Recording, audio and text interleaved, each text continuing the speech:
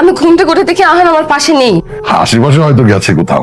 না, আশেপাশে কোথাও নেই। আমি রাস্তায় খুঁজেছি, বাড়ির প্রত্যেকটা কোণা খুঁজেছি, ওর বন্ধুকে ফোন দিয়েছি, ওর বন্ধুর সাথেও নেই। ওকে কোথাও খুঁজে পাচ্ছি না। বাবা বাবা, আমার খুব টেনশন হচ্ছে, আপনি একটু ফোন দিয়ে দেখুন না। চলো চলো দেখছি। কি ব্যাপার বাবা, ফোন ধরছে না? কি রে, কই তুই? আমরা একসাথে সবাই নাস্তা করবো, তোর জন্য বসে আছি। আমি আর ফিরবো না বাবা, তোমরা খেয়ে নাও। কি বলছিস তুই? ফিরবি না মানে? কোথায় যাচ্ছিস তুই? যেখানে গেলে শান্তি পাই। আমি ভালো নাই বাবা, বহুবার চেষ্টা করেছি, মায়ের দিকে তাকিয়ে থেকেছি। আমি নিজেকে মায়াকে সব সময় ঠকাচ্ছি। ভালোবাসা জোর করে হয় না। আমি যাকে খুঁজি সে মায়া না, সে অন্য কেউ। শোন, আমার কথাটা একটু শোন। তুই যা চাস, যেভাবে চাস, আমি সেভাবেই তোকে দেব, কিন্তু কিন্তু বাড়ি ছেড়ে চলে যাস না বাবা। আমি জানি তো আহান খুব ভালো ছেলে। শুনলাম মেয়েটার বিয়ে হয়ে গেছে। অবশ্যই এমন বয়সের পোলাপান এগুলো সইতে পারে না, কষ্ট পাচ্ছে।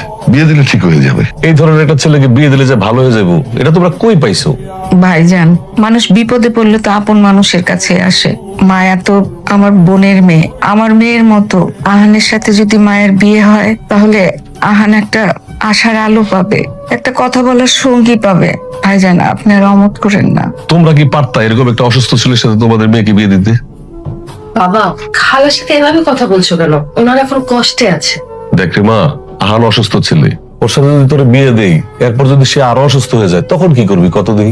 মনে করো তুমি আমাকে একটা সুস্থ ছেলের সাথে বিয়ে দিলে, বিয়ের পর যদি ছেলেটা অসুস্থ হয়ে যায় তখন? আরে এরকম একটা অসুস্থ ছেলের সাথে তোর বিয়ে দিতে হবে। সুস্থ হোক, তারপর দেখা যাবো। আল্লাহ তাআলা আমাদের ভাগ্যে যা রেখেছেন সেটাই হবে, এখানে কারোর হাত নেই। যেটা ভালো মনে করিস।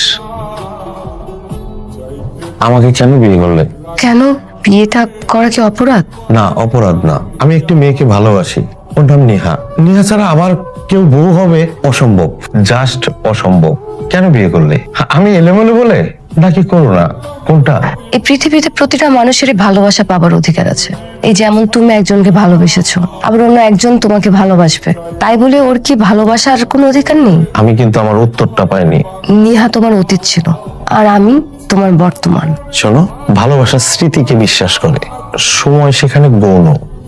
আমি শুধু একজনকেই ভালোবাসি, যার নাম নেহা। আমি চেষ্টা করবো তোমাকে সবসময় ভালো রাখার। এই, তুমি কি আমার কথা বোঝো না? আমি শুধু নেহাকে চাই, বুঝলে? শুধু নেহা।